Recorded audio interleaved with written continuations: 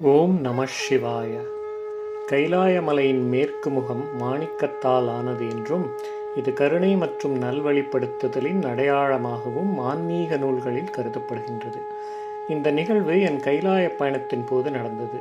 இந்த நிகழ்வானது 28ஆம் தேதி ஜூலை 2026 குரு பௌர்ணமிக்கு ஒரு நாள் முன்னதாக கைலாயமலையின் மேற்கு முகப்பில் நடைபெற்றது.